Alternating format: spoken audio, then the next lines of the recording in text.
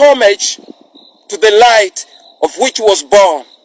Brothers and sisters, we see that light in these individuals. It is shining so bright. It illuminates the minds of the people of the Republic of Uganda. Brothers and sisters, King David proclaimed the name of the Lord, and he considered him to be the one, the all. Since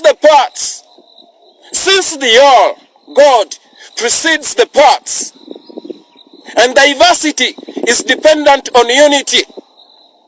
The National Unity Platform, it is a platform that is meant to diversify our aspiration as the people of the Republic of Uganda.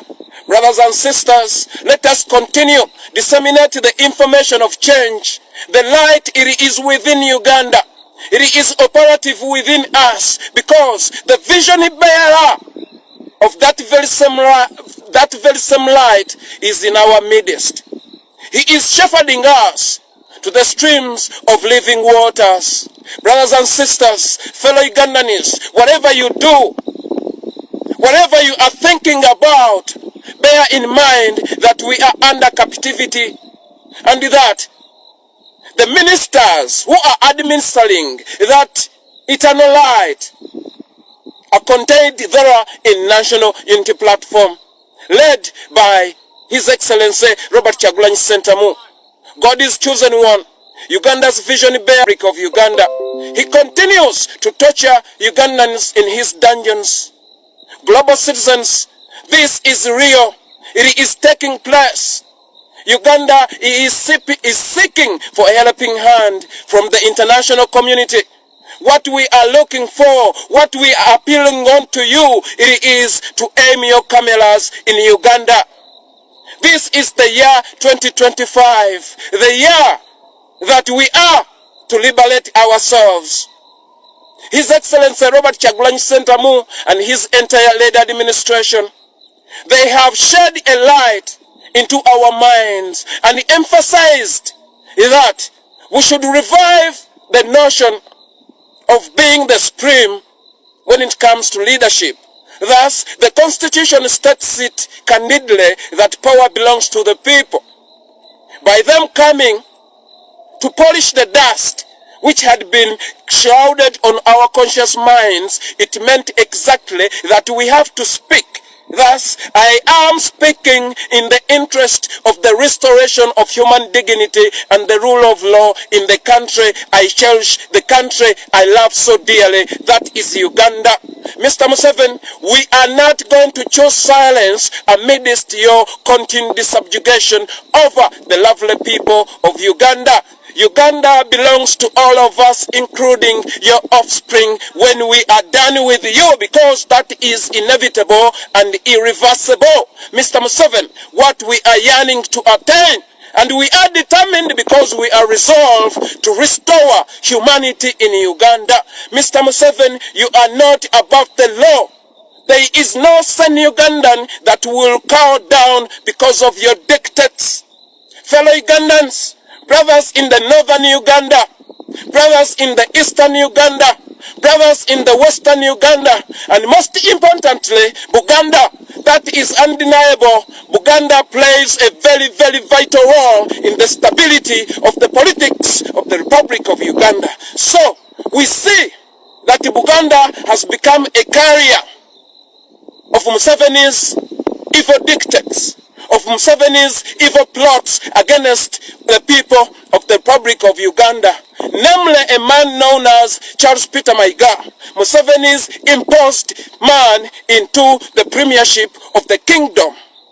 On a muzzle of a gun, Katikiro, Mr. Charles Peter Mayiga, that's a huge mistake. I recall that statement. Mr. Charles Peter Mayiga was imposed into Buganda by Museveni. And when Ssaabasajja Kabaka chased him away, Ssaabasajja Kabaka was intimidated by Salimu Saleh, who happens to be Museveni's young brother, with whom they destabilized Uganda. Remember the 27 men. The 27 men whose origin is nothing but from Rwanda. These are the people who have been mercilessly killing Ugandans for the past 60 years. Fellow Africans, there is an insidious group known as Kabano. This Kabano, it is a consistence of those individuals who immigrated out of Rwanda in the early 40s or late 30s. These are the people who conceived a venomous ideology compared to that which was conceived by Lucifer when he was still in heaven. This individual, the hospitality they received, they misinterpreted that, and they thought that the embracing, the welcoming of the people of the Republic of Uganda were their weakness. They did not put God into consideration. God Father Almighty, who brought Museveni out of his filthiness, out of his nomadic understanding, and pressed him into the presidency of Uganda. Museveni never thought of that. Museveni never thought of concentrating on the deeds that glorify God. Having known exactly who he is and where he is and the people he was ruling over, he thought he can do otherwise where God controls everything. Museveni, I said to you, you have a lot of plans, but nothing on the surface of the earth under the sun that will escape the law. Immutable laws of the Lord. The law that states that no blood shall be spilled. Museveni, you have spilled Ugandan blood, innocent blood. It is smelling in your nostril. When you close your eyes, you see them crying. When you close your eyes, you see them crying. Mr. Museveni, we don't have peace in our mind. We don't have peace in our mind. And the peace, the thing that siphons peace out of our being, it is none other than but your subjugation over us. Mr. Museveni, you continue plotting to assassinate our leaders. Mr. Museveni, you continue abducting young men of Uganda. Mr. Museveni, you continue creating gangs to cause chaos in Uganda, a country that fed you.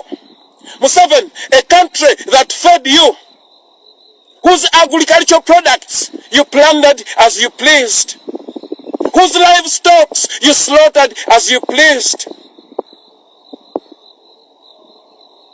whose entrepreneur daughters and sons you continue to murder as you please, whose spiritual leaders you continue to poison as you please, whose political leaders you continue to persecute. Mr. Museveni, stop plotting against us. Mr. Museveni, we never hated you. None of our fathers ever hated you. Why do you hate their children? Why do you hate us? Why are you planning to even destroy our grandchildren? Mr. Museveni, tell us exactly that led you to this madness, to detest the people that offered you refugeeship. Where I'm standing right now, it is the land of South Africa, a country that offers me refugeeship, but I cannot encroach on all the rights I'm given under the guidance of refugeeship. But Mr. Museveni, you encroached your rights of being a refugee and you launched a war against the people who fed you, and you massacred them relentlessly. We all know the Royal Triangle genocide, the Royal Triangle genocide, the Kanungu genocide, the Upper Region ongoing silent genocide, the Kalamajong genocide, the Acholi genocide, the Buganda genocide.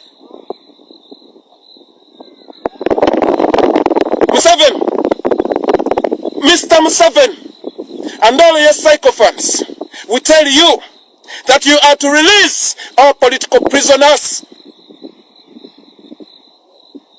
without any condition placed upon them. Mr. Museveni, you are to release all political prisoners without even a single condition pressed upon them. Mr. Museveni, you continue creating gangs to disrupt Uganda, to cause a mayhem, to spill blood. Mr. Museveni, you take gangsters out of Kenya and you bring them to Uganda to kill people, to beat people relentlessly. And likewise, you take gangsters from prisoners of Uganda and you give them to Mr. Ruto to kill Kenyans relentlessly because they are not attached to them. You indoctrinated them, telling them that they are not attached to Kenyans or Kenyans are not attached to Ugandans. Mr. Museveni, being so wicked in nature, you even try to erase the history we know, the immigration of the Bantu. You understand? You indoctrinate young men to be murderers. You indoctrinate young men to be murderers. Brothers and sisters, as the sun continues to rise and shed the light, it has been revealed to us by ASP Asime of Bible and Politics that one Majambere Kamuntu, whose original names are Kamulegea John, a man who is vowing to kill His Excellency Robert Kyagulanyi Ssentamu on a camera. This is the man who is responsible for all high-profile assassinations, starting from ASP Asime Chirumira Muhammad, Kawesa. Those were personnel working in the police force. They were all assassinated. They were all assassinated. And something that hurts me the most, you killed Zebula Mando, fellow Bwaiseyan. You killed Zebula Mando, Mr. Majembere. You killed Zebula Mando. You killed Zebula Mando, Mr. Majambere, on the orders of Mr. Museveni. So Museveni trains henchmen to kill people. The people of the world. As we speak right now, Museveni is using taxpayers' money to create gangs in Uganda. These gangs, they are being created purposely to create a chaos in that he can get a chance to assassinate Robert Kyagulanyi Ssentamu, to assassinate Joel Sonyonyi, to assassinate Alex Waiswa Mufumbiro, to assassinate David Lewis Rubongoya, and to assassinate all prominent leaders in National Unity Platform. You want to assassinate Honorable Semakula Lutamaguzi because of his being vocal and not intimidative in his mindset. You want to assassinate all of those. Mr. Museveni, you poisoned our deputy president representing Western Uganda, Mama Jole Mugisa. May the Lord continue shining a light in her precious soul. Mr. Museveni, everything comes on the public domain. Mr. Museveni, it was revealed yet again to us that 3 of the 27 men, commonly known as NRA rebels, and their led evil regime, NRM, Rwandese Nationals Robbers Movement, it was revealed to us that Mr. Henry Tumukunde, who happens to be a brother to your wife, Janet Museveni, the late Eli Tumwine, and now the Minister of Defense, Mr. Jim Muhwezi, led the assassination, and they pulled a trigger that claimed the life of Dr. Andrew Rutankome Kayiira. Of Dr. Andrew Rutankome Kayiira, that was 1987. And during those years, Besigye, the current Museveni's imposed in the opposition, who is said to be in prison, to having been abducted from Kenya, of which it was all a state-sponsored stage abduction. Though it was staged clumsily, and the people could not buy that nonsensical. This is the same Besigye who issued a warning towards the then journalists in Uganda, telling them not to speak internal matters into the general public because the assassinations were ongoing and the Besigye was covering on that. This is the same Besigye of whom ASP Asim of Bible and Politics tells us that Museveni positioned the Besigye not to allow any other just leader to pass him to be the dominant in the opposition. Little did he know that a mortal's plan, it is not the plan of God. God had already chosen and commissioned and endowed with all necessities in that being. Thus, he came as an artist, propagating the message, well synthesized. When you listen to the songs of His Excellency Kyagulanyi Ssentamu, they are as new as they were produced yesterday. This is the Besigye. This is the Besigye who is trying to divert the minds of Ugandans. Fellow Ugandans, we all heard Museveni in his wickedness saying that he is abolishing a bail, he is abolishing a police bond. Brothers and sisters, that was an indication that his quest and campaign to take us into concentration camps had been commenced. He flagged off that exactly. He always wanted to terminate the police force. He always wanted to abolish the police service out of Uganda. Mr. Museveni, from the inception, he always wanted to militarize the leadership of Uganda, of which we refused. We are not military people. Not meaning that we cannot become soldiers, but leadership should not be governed on the influence of a militaristic mind such as of your wickedness, Museveni. Untrained militaristic mind, a mind that excels only in shedding blood, innocent blood, with no reason whatsoever. That is not a trained general. That is not a general of whom we can refer to. No, you are a fake general. You are a general who excels only in murdering people or over nonsensical stuffs. Mr. Museveni, anybody who comes out to challenge your political ideology, they end up either 6 feet deep or in life imprisonment. Mr. Museveni, you are fake general as your son. There is no general who is indisciplined as you are. You are a very, very indisciplined general, or the wicked man, Mr. Museveni, with the ugly wrinkled face. You are so indisciplined in nature, and you don't deserve to be in the military, Mr. Museveni. According to the laws, the rules of engagement in the military, Mr. Museveni, you do not qualify to be a general. Thus, you are just a militant, a murderer, and a bandit. That is the clear description of who you are, your characteristics. A society misfit, a man who chose jungle method to administer human relations. How perceptible is that? You learned people in Uganda, you are all quiet. Museveni is alienating us from all inalienable rights, and you are quiet. Museveni is taking everything before your own eyes, and you are quiet. And you are quiet. Bannayuganda bannange, omukama bulungi obudde bwonna. Bannayuganda bannange, omukama mulungi obudde bwonna.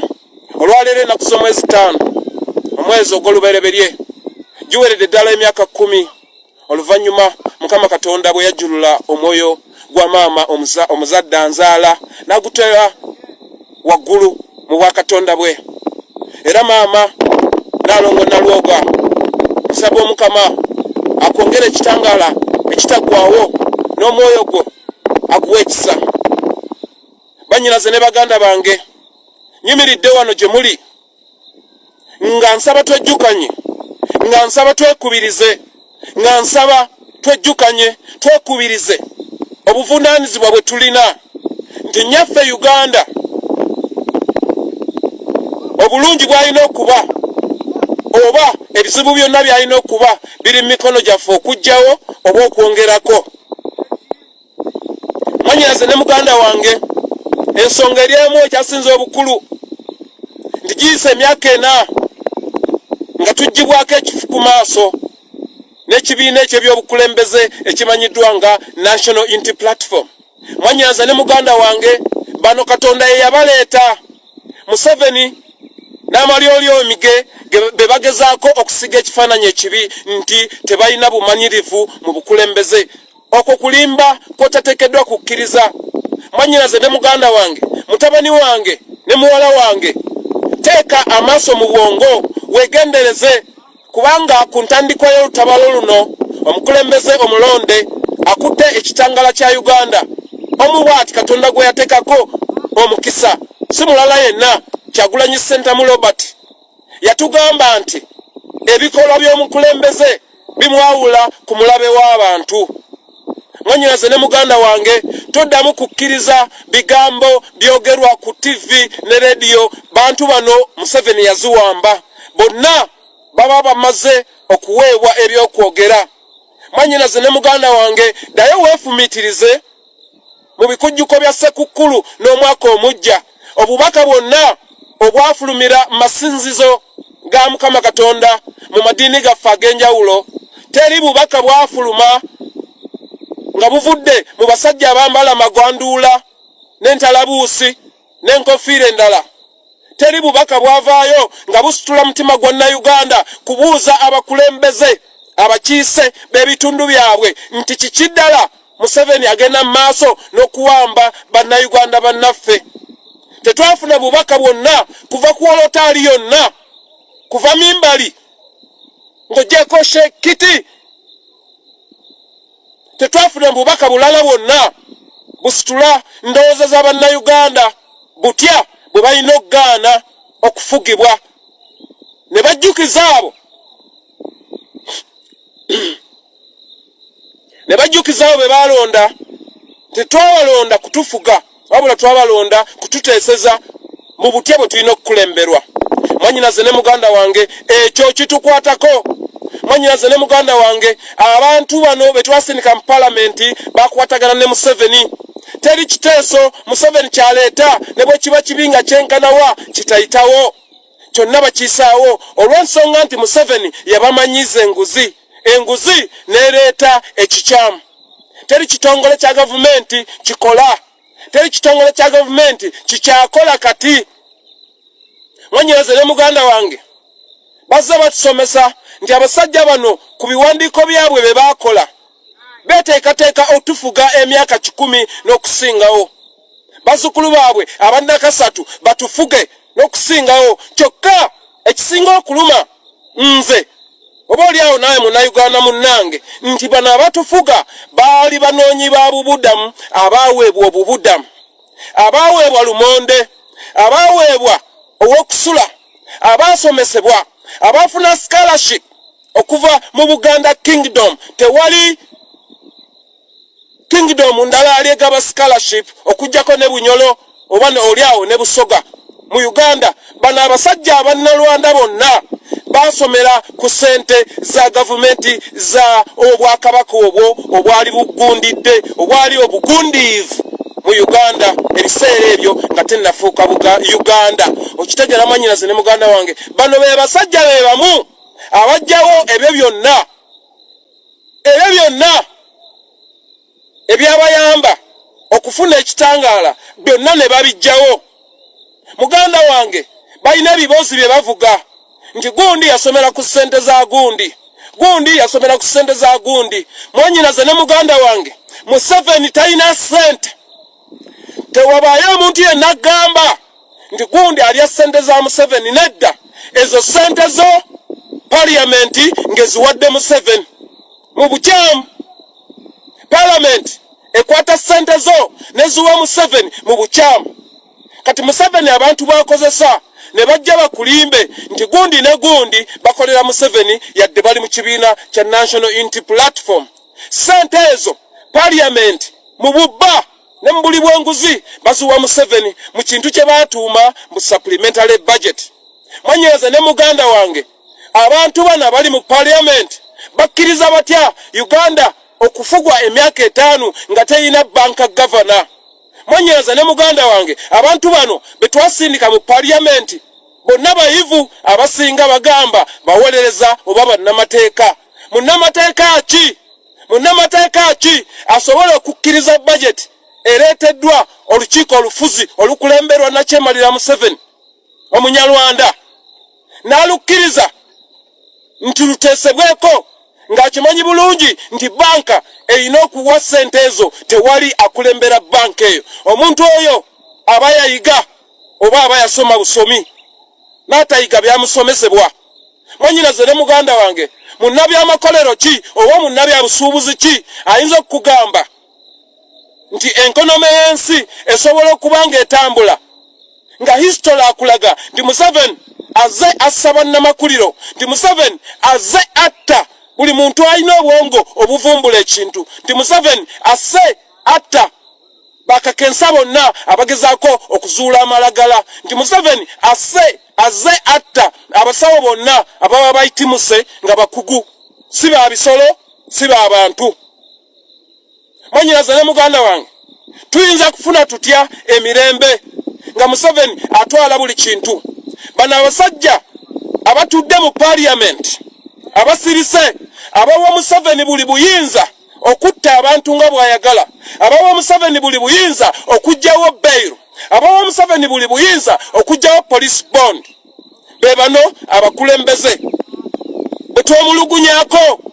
Mwanyeze ne muganda wange watunulidde muganda waffe Mathias Nsamba Mpuuga ng'ayogera kasasiro we nga bwazaamwogera. Mwanyiraze ne muganda wange tosobola kutereereza mu kifo kikyamu.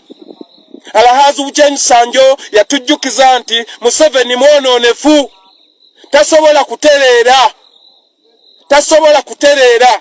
N'olw'ensonga eyo tuyina kugyawo Museveni ng'ekintu ekyonoonefu ne tukiteeka eruuyi.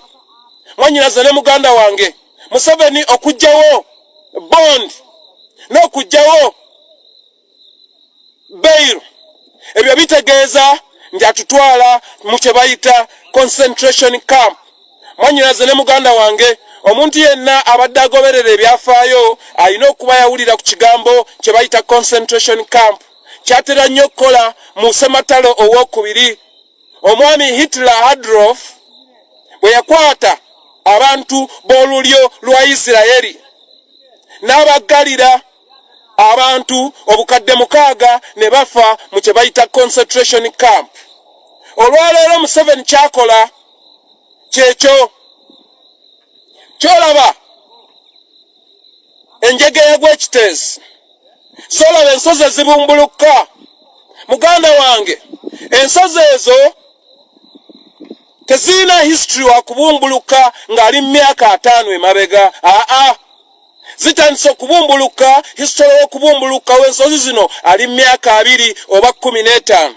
Kakati omuyivu yenna eyasoma ku kye bayita geology oba obutonde bw'ebintu yandikubuulidde nti mu myaka 6 ensozi ezo zakabumbuluka emirundi emeka, naye tetunafuna history eyo. Sigamba nti wekiri, naye waliwo obusobozi nti Museveni atega baluti ne zibumbulula ensozi ezo nga bwe yatega baluti mu kasasiro w'ekitoozi n'abikka abantu ng'afunye abazungu abeetaaga ettaka eryo n'ebintu ebirala ebiva mu kasasiro oyo. Waliwo kye bayita lechet ne methane gas. Mwanyiraze ne muganda wange kijja kitya nga Museveni afulumya abayizi e Makerere ne mu university zisigadde nti agenda akuragana ajjeyo omuntu asobola okuinvestinga mu biogas technology. A simple science. Novuga thousands of miles nti ogende onone investor. Muganda wange ekyo kya bulimba. Oyo yenna gw'olaba abasajja betulwana nabo ba Elias Lukwago be bakuumidde Museveni mu ntebe eyo. Teri kirala. Charles Peter Mayiga n'akabinja ke bayita ka DP block. Mwanyinaze ne muganda wange munnabuddu munnange bano be bakuumidde Museveni mu ntebe eya Kyagulanyi Ssentamu. Jukira mwannyinaze ne muganda wange twagenda ntulonda omukulembeze gwe tulaba nti oyo asaanidde okuba mu bukulembeze ennaku z'omwezi nga 14 omwezi ogw'olubereberye omwaka 2021 giweze emyaka 4 nga tubanja buwanguzi bwaffe. Wakati mu kubanja obuwanguzi tubadde twongerwa okubangulwa n'abo bwe twateekamu obwesige otukulembera si balala bonna. National Unity Platform okuva kwasookerako ddala wansi paka kwasembayo waggulu Kyagulanyi Ssentamu. Mwannyinaze ne muganda wange okubangulwa kuno kwe tuyisiddwamu kututegeeza kujja nfuufu ku bwongo ne bw'oba olina amaanyi genkanya gatya mu mikono naye ng'obwongo bwo tebulina maanyi omubiri guba munafu ng'ekisaanyi. Muganda wange Museveni byatukoze gyebadde ettanuulu gye yatugamba gye yayitamu. Bino Museveni byatukola ye ttanuulu gye yatugamba gye yayitamu era gye tuyitamu. His Excellency Kyagulanyi Ssentamu omukulembeze omulonde wa Uganda yayimba n'agamba nti omuliro ogutwakiramu gusinga omuliro gwe tuyitamu. Museveni buli wakuba obuganga bw'amasasi tebusobola kuzikiza muliro gutwakiramu ogunoonya obukulembeze obulungi. Mwannyinaze ne muganda wange tuli mu mwaka 2025 nga tolina kukkiriza drone yonna kujja kutwala munno ng'olaba. Mwannyinaze ne muganda wange nga nebaba bataddeko zikajegere zikase piki tokkiriza drone. Bannayuganda bannabuddu bannange omukulembeze yatugambye terina muntu yalina bukunanizibwa ku stoppinga kunga buddu kunga buddu kunga Masaka kunga missionary emu 2021. Mwannyinaze ne muganda wange twekwate kitole nga National Unity Platform toddamu kukkiriza drone kujja mu kitundu ekutwaleko muntu. Mwannyinaze ne muganda wange Museveni yakomissioninze campaign etutwala mu buddu. Waliwo abuzizaako lwaki ayagala okukyusa Luzira prison agitwala Ebugerere. Ebugerere ye wali gold asinga obungi. Baagala kuzimbayo ebirombe nga buli muntu yenna akwatibwa okuva we yajjeewo beiru ne bond bonna mugenda kusima gold. Mwannyinaze ne muganda wange osobola kiwakana naye ASP Asime of Bible Politics yatutegeezezza ndi gavumenti y'e Congo yasurroundings ebibanda ebirombe byonna Museveni ne Kagame mubadde ba Diamond ne Gold nekwata amagye ga UPDF gonna agabadde gasima gold. Ekyo nga tekinnabaawo Mwannyinaze ne muganda wange ojja kujjukira kye baayitanga Kanungu. Waliwo abasajja Museveni be yateekawo nga bw'olaba amannya gajja ateekawo nga bw'olaba erinnya ery'amajembere. Kakati yateekawo gwe baayitanga Kibwetere omulala nga bamuyita Katalibabo. Abantu abo balina kacaaki ak'essantiri evako naye nga ekinnya kye baasima wansi kirina okuba kyatwala zigreda zi excavate nene. Munnange tetwamanya nga batugamba nti kacaaki kano kayokyezza abantu. Okay? Kumbe Museveni bwe yatwala amagye ekisangani abantu bonna bannayuganda nakabala abaali mu magye kola amagye ga Kayiira nga bamaze okutta Kayiira. Kakati baambushinga amagye ga Uganda gonna bandakabala bannayuganda ne bawatta. Kati bwe bawatta ne bakomyawo emirambo ne basima ekinnya ekyo mass grave ne basuulayo abantu abo wansi waggulu ne bazimbako ka church. Okay? Ne batugamba Kibwetere yassa abantu. Mwannyinaze ne muganda wange kino kye bagenda okukola oba kibali mu kukola nti wetwogerera agamagye agadde gasima gold gonna bagawambe ga UPDF. Jukira abaana babeera ku front line bonna babanzaalwa za Uganda mu tribe zaffe oba nga bava mu region 13 ezikola eggwanga Uganda. Mwannyinaze ne muganda wange kati kye yakoze okujja police bond okujjawo bail first atajetinga bakulembeze ba National Unity Platform. Mwena mumanyi ebibinja byabayaye bya creatinzeewo. Ebinja byabayaye bya creatinzeewo. Ayagala bitandika okukola obuvuyo aje ayolenga bwayagala. Mwanyinaze ne muganda wange tetukkiriza bintu bino. Museveni singa tukkiriza nti kampu zagenda okuteekawo tuzikkirize nga bannamateeka ye bazikkiriza. Ffe bannayuganda ffe tulina ozigaana. Uganda Law Society esirise. Uganda Law Society esirise. My brother Semakadde, you are the president of Uganda Law Society. You will be held accountable for choosing silence amidst the oppression. How comes in all known international laws, why would a state, a man, abolish the bail and police bond? Why would that happen in this digitized era? Why? Why are you silent while Museveni keeping on abducting young men of Uganda? Who is going to keep the economy afloat? Who is going to keep the economy afloat? Mwanyiraze ne muganda wange. Museveni yakomyawo abayindi. Nabba ebintu byonna n'abiteeka mu mannya g'abayindi. Ate nga ffenna tukimanyi nti Idi Amin Dada field maaso yasasula abayindi bonna biri ku record. Museveni yabba ebintu ebyo byonna. Museveni naggala company zonna, parastatal companies, which were initiated solely to alleviate the burden of unemployment to the ruling administration. Museveni dismantled all of those. Museveni dismantled the cooperative union solely to impoverish Ugandans. Museveni dismantled fathers cooperative banks solely to impoverish Ugandans. So he created an environment whereby any enthusiast in cultivating the land won't be with an access to finance. You understand? Thus, the people are selling off their land. Mwanyiraze ne muganda wange Munabuddu. Ekyagibwawo banka ezo zonna Museveni ayagala kuteekawo bwavu obwesikirano muffe tusobole okubeera nga tusabiriza bo. Wali okyegenderezaako Munabuddu munnange nti Museveni yajjawo stowa zonna ezagulanga ebirime. Kati omwana omuvubuka myaka 25 ku 3 atunda ettaka lya nnyina oba lya kitaawe asobole okugula booda ereetebwa baganda ba Museveni. Sente ziwolebwa bantu ba Akabano. Jukira Akabano Munabuddu kye bayita Akabano be bali abasajja abajja mu J3 Ssekabaka Daudi Chwa be yawa obutuuze. Okay?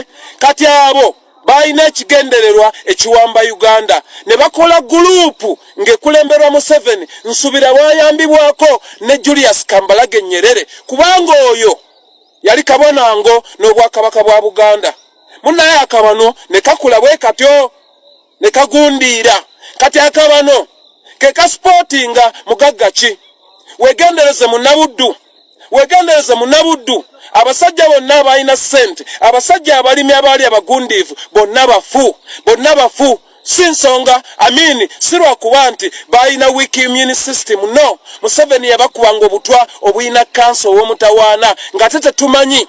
Bino byonna bye batugambanga sirimu. Museveni yatta bannamasaka nga bwe mukiwulira.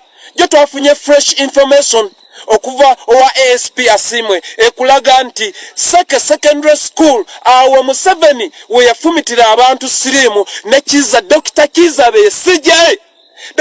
Besigye omusajja agamba nti ali mu prison nti bamuwambidde Kenya naye nga byonna ebyokuwamba Kenya baali baagala kutrappinga Kyagulanyi Sentamu nti waliwo ekikazi kye bayita Simanya Martha Kaluwaza Naleero mukirooya mukiyita Kyagulanyi kiyita Besigye ajje Besigye akubaganye Kyagulanyi mubagende balonchinga akatabo oli mwana wa Katonda empewo za Buganda zimubeerako teyagoberera lwabiiso n'agenda n'afiira mu mazi n'agenda n'afe nsonyiwe baganda bange nagenda nafiira mu firimu ze mwanyinaze ne muganda wange olaba besije maaso manya nti otunuulidde Museveni olaba byanyima mu maaso manya nti oyo Museveni olaba Mathias Mpuuga manya nti oyo Museveni ate olaba Charles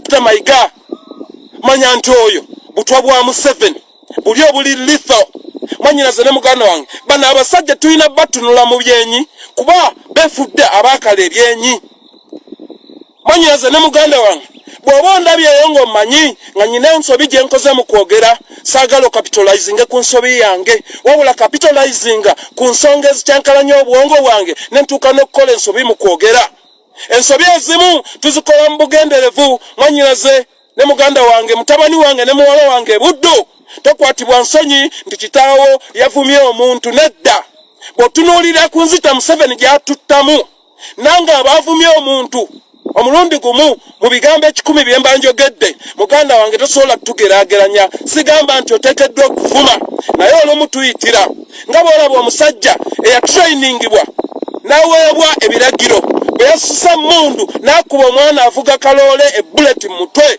muganda wange nze bwe mba nvumye omuntu obanga muwemudde ekigambo kimu senkanankana na muvubuka oyo siri wano kuwagira bavuma naye mwanyinaze ne muganda wange Yesu Kristo teyagobako muzimu ng'akugoba na sweet words no Yesu Kristo teyagobako kizimu kikyamu teyagobako jini kyamu ng'aligoba na ddoboozi likakkamu. We are not here to romanticize Museveni's murderous tendencies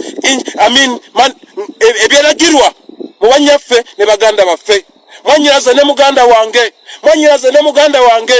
Munabuddu munnange mwanyiraze muganda wange Munabuddu munnange buladi wange ow'ebwayise buladi wange ow'ewandegeya banyinaze ne baganda bange buno bw'obudde guno omwaka omwana w'omuntu wayina okwenunulira mwanyiraze ne muganda wange abasajja abatulimu basinza majini mwanyiraze ne muganda wange abasajja abatulimu basinza majini mwanyiraze ne muganda wange kumakabaane buli wobeera mu njuyo mwanyiraze ne muganda wange tebakulimbalimba bano abasajja basinza amajini mwanyiraze ne muganda wange Museveni batulaga nti bamuyonsa embwa ey'oku luguudo bw'oba weegendereza asiimwe wire of Bible politics akulaga nti Museveni omusawo ow'ekinnansi yamutumye amannyo g'embwa eyagwa eddalu mbu basobole okukonteininga geto egoberera Kyagulanyi olaba balowooza tuli balalu tetuli balalu ate Museveni ne bw'onaakola eddagala lyenkanawa tosobola kuyimiriza mateeka ga butonde nedda tekisoboka Mr. Museveni tetugamba kintu kimu tetuli balalu tukimanyi toli munnayuganda tukimanyi gwe otutta tukimanyi gwe w'abantu obutwa tukimanyi gwe yegwe akuba abaana kansa abawala abato mb'obagema kaviko kansa mwana kyo w'emyaka 12 abagenda okukwatibwa kansa wannabaana kokolo wannabaana ku myaka 12 Banabuddu bannange toddamu kukkiriza pulogulaamu ng'ereeteddwa abasajja ba Museveni yadde jidde malwaliro yadde jidde mu ssomero Munabuddu munnange kijja kitya nti gwe omuzadde asasula school fees ate gwe olina okusasula ssente ze bayita eza curriculum gye mitendera oba enzikiriziganya y'ensomesa abaana gye balina okusomerako kijja kitya nti ate omuzadde nze nnyina okusasula enteekateeka y'ensomesa bano ekikola amakulu baganda bange ne banyiraze kikola amakulu tetuddamu kukkiriza kintu kya Museveni kyonna after all tetumuwanga kalulu gwekimanya buli kyaleeta kiriwo obutwa ASP asimwe yayongedde n'atutegeeza ndi Museveni yateekawo kye bayita okuwa ssente abakadde ekigendererwa ekiri emabega w'ekyo si kwagala bakadde wabula kukendeeza nnamba basobole okukendeera olw'ensonga nti balowooza nti abakadde bano babuulira bazzukulu baabwe ebyafaayo bya Uganda ne babamatiza nti Museveni n'ekibinja kye kyonna eky'abantu 27 si bannayuganda yono beesije okusinziira ku information ya teacher Lumbiye Kajubi of LBS, Lumbiye Broadcasting Service, yatutegeeza nti Besigye mu wiki dinansiye yasanga mama wenga alina olubuto, ng'olubuto lwa musajja mulala. Besigye n'akanula amaaso n'akuba mama we etteke, olubuto ne luvaamu ne mama we n'afiirawo. Kakati be bano abasajja gwe bojja n'otugamba nti tuwa ebitiibwa nga batutaddeko akazito kano konna okutuuka okwogera kasasiro waabwe. N'olaba ono omukazi mu Joyce Ssebuggwawo eyawa Kabaka Ssekabaka Muteesa obutwa, naye ajja nti Mandwa Bwanika efuuwa empewo. Banyinaze ne baganda bange, twesibe mukaaga mu guno omwaka, twenunule. Banyinaze ne baganda bange, totya kintu kya Museveni, toddamu kusaba Museveni munabuddu. Ekintu kyonna ekikutuukako togamba gavumenti etuyambe, kuba gavumenti tetugirondangako. Jamu ekyo ekintu mu birowoozo byo, toddamu kugamba tusaba gavumenti tetugirondangako. When you ask for any assistance from the government, that is self-contradictory, because we never voted for that government.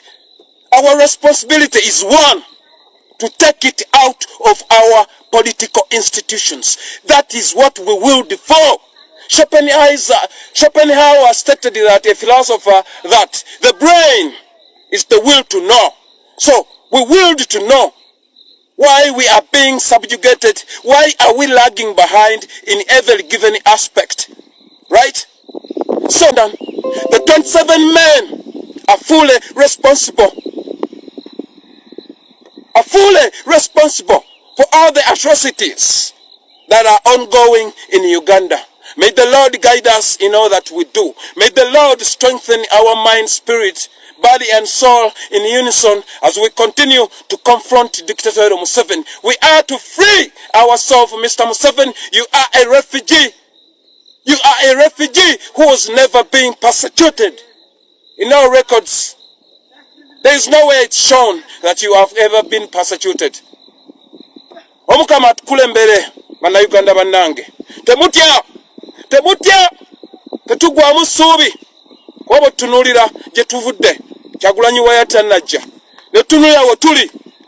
Muganda wange, tutambudde tubulako kintu kimu. Either kwata machine kuba Museveni byasi oba kwekalakaasa. Omulamu ogwo tulina protest vote. Nga maliriza.